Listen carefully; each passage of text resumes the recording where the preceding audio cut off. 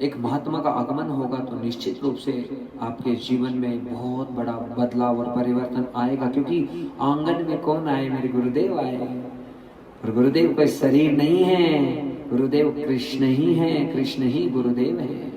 मतलब शरीर नहीं, जो अंतःकरण का तत्व है वो श्री कृष्ण ही गुरु बनकर आता है।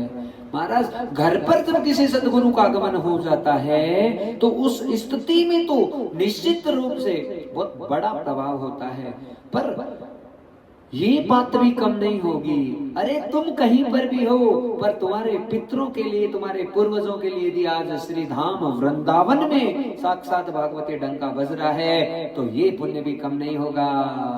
किसी हरियाली क्षेत्र में कथा कर लो, उसका खूब पुण्य मिलता है। मंदिर में कर लो, उससे 10 गुना ज्यादा पुण्य मिलता है।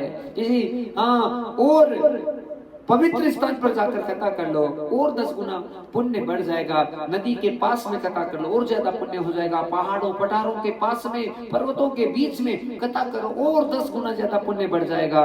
लेकिन महाराज, सब धामों से जो श्रेष्ठ धाम है श्री धाम वृंदावन में जब आपके पितृ और पूर्वजों के लिए भागवती डंका बजता है, भागवती ये सहनाई का इसका बिगुल बजता है, तो उस समय समझ जाइए कि आपके थोड़े नहीं मतलब अनंत अनंत पुण्य जागृत हो गए हैं। एकदम प्रमाण करके कह रहे हैं। और ये मत सोचना यजमान जी कथा सुनते सुनते कि हम आपको रिझाने के लिए बोल रहे, नहीं, पर ये एकदम सत्य है।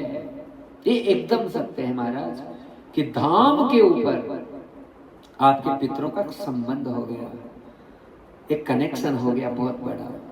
अब आपके पितरों को इधर उधर नहीं भटकना पड़ेगा, क्योंकि पूर्वजों के निमित्त जब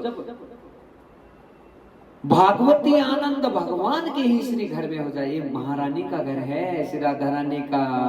हमारे माई श्यामा जू को राज, हम क्यों फड़कते हैं इतने बताओ?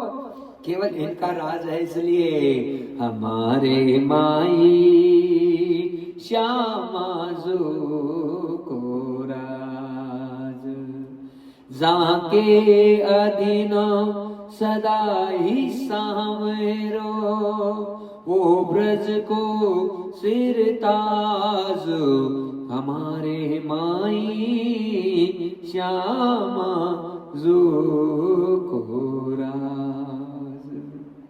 किसका राज है? महारानी का। और महारानी की जिस पे कृपा हो गई, लाल जी को तो बहुत समय लगता है कृपा करने में, महारानी को नहीं लगता।